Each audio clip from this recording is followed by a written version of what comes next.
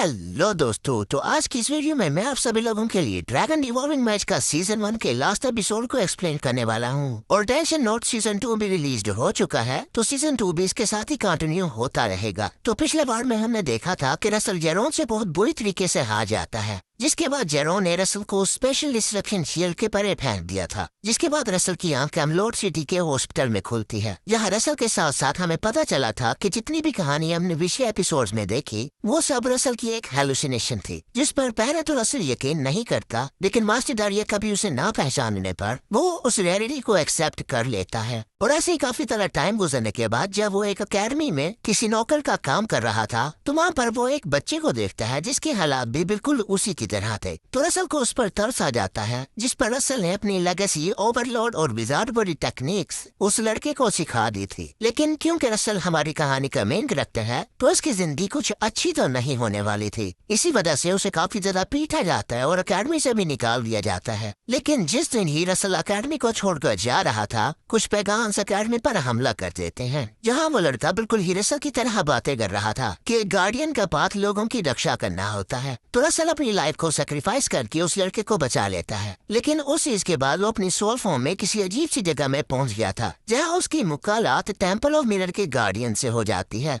तो अब आगे हम देखते हैं कि रसल उस एंटिटी की बात सुनने के बाद काफी ज्यादा हैरान होते हुए कहता है, टेम्पल ऑफ मिरर्स। तो वो एंटिटी रसल को बताने लगती है, हाँ, ये जगह इंसान के हार्ट के डीपेस्ट फेयर को रिफ्लेक्ट करती है, और तुम्हारे केस में क्वालिफिकेशन कि क्यों ही तुम्हें ये वाली पावर्स दी गई। जैसे जैसे वो एंटिटी रसल को ये सब बता रही थी, तो इसी के साथ साथ हमें रसल की कुछ मेमोरीज को दिखाया जा रहा होता है। यहाँ वो अपनी पिछली लाइफ में इतनी ज्यादा मेहनत करने के बावजूद भी एक थर्ड रेट का मैजिशियन बन पाता है। और रेड टावर मास्टर की वो सारी कड़वी बातें और वो एंटिटी बता रही थी, क्या तुम सच में इन पावर्स को डिजर्व करते थे? इस क्वेश्चन के लिए तुमने अपना ही एक आंसर फाउंड कर लिया कि तुम इसलिए ताकतवर बने हो ताकि तुम लोगों को प्रोटेक्ट कर सको। उस एंटिटी की ये सारी बातें बताने के बाद रसल उठते हुए कहता है, तो वो सब कुछ एक टास्क था क्या? लेकिन वो एंटिटी रसल को अभी भी बता रही थी, इंडीड तुमने अपने ही आंसर को सरपास कर दिया है। इस चीज को चूज करने के बाद कि तुम उस लड़के को प्रोटेक्ट करोगे, तुमने दिखा दिया कि तुम अपनी पावर्स के बिना भी एक गार्डियन हो। और स्पाइडर को देखते हुए, जो कि उस बैरियर के दूसरी तरफ था, रसल उसे देखकर मुस्कुरा रहा था। और अचानक से रसल और स्पाइडर के सामने से वो बैरियर टूट जाता है, और पीछे से वो एंटिटी रसल को अभी भी बता रही थी,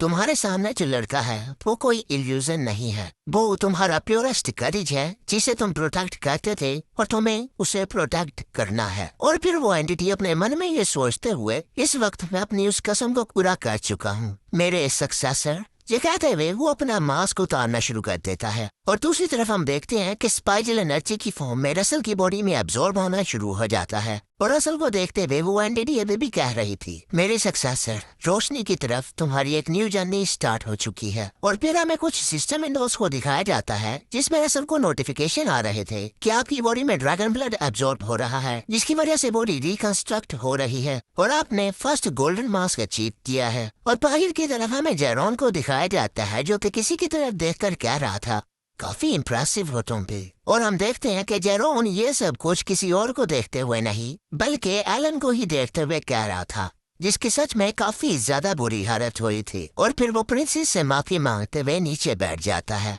क्योंकि इस वक्त तक वो काफी ज्यादा एग्जॉस्टेड हो चुका था। जिसे देखकर उन पैगान्स का लीडर, जो कि प्रिंसेस और स्पाइडरमैन के पास खड़ा हुआ था, वो एलन की तारीफ करते हुए कहता है, मैंने तो सुना था कि तुम बहुत बड़े जीनियस हो, लेकिन जैसे वापस आते ही तुमने सिचुएशन को काफी अच्छे तरीके से भांप लिया, और लिमिटेड इन्फॉर्मेशन होने के बावजूद भी एक वैलिड मूव चला। और इस बारे में सोचना कि प्रिंसेस को सेव करने के लिए तुमने आर्टिफैक्ट को एक बेड के तौर पर इस्तेमाल किया, तुम तारीफ के काबिल तो हो, लेकिन तुम्हारी इतनी ज्यादा चीजें करने के बावजूद भी कोई भी चीज चेंज नहीं होगी। और फिर अचानक से जेरोन को कहने लगता है, और हाँ, अगर तुम्हारा खेलना बंद हो गया हो तो जो काम करने के लिए हम यहाँ पर आए थे तुम वो करोगे। जिस पर जेरोन उन्हीं ड्यूज की तरफ जाना शुरू कर देता है, और उस तरफ जाते हुए वो एक ऑर्ब में अपनी माना को इन्फ्यूज कर रहा था। और जेरोन के ये करते ही वहाँ पर एक अजीब सी मशीन समन हो जाती है, और उस चीज को देखकर स्पाइडरमैन काफी ज्यादा हैरान होते हुए कहते हैं,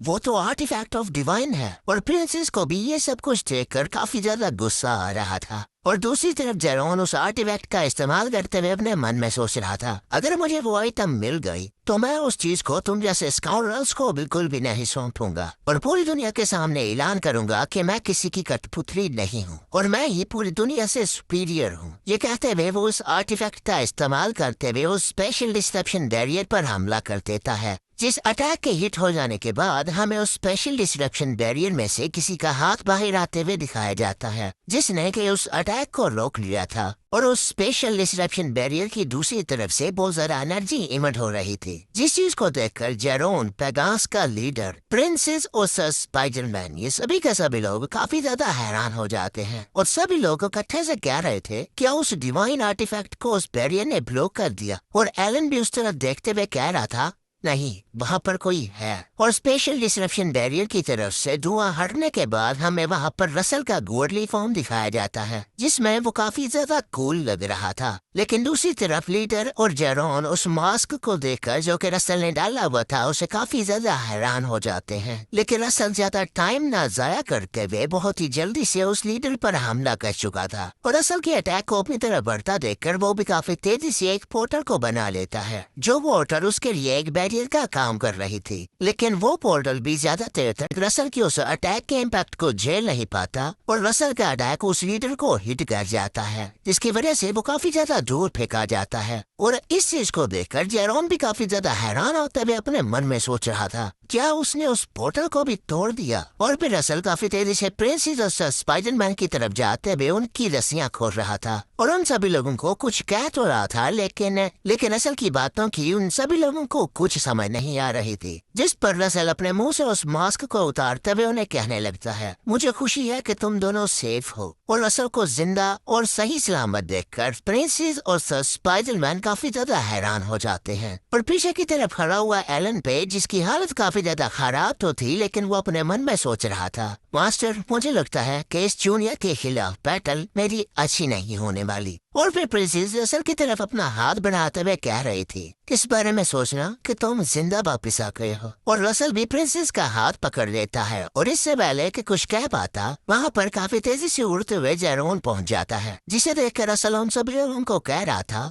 क्यों ना इस बारे में डिटेल में थोड़ी देर बाद में बात की जाए। लेकिन आसमान में उड़ता हुआ जेरोन रसल को देखकर कह रहा था, तुम जैसा एक इन्फीरियर पीक मुझे काफी ज्यादा तंग कर रहा है और तुम्हारे वापस आने के बाद भी यहाँ पर कोई भी चीज चेंज नहीं होने वाली, क्योंकि मैं तुम्हें मारकर ये आर्टिफैक्ट लेने वाला हूँ।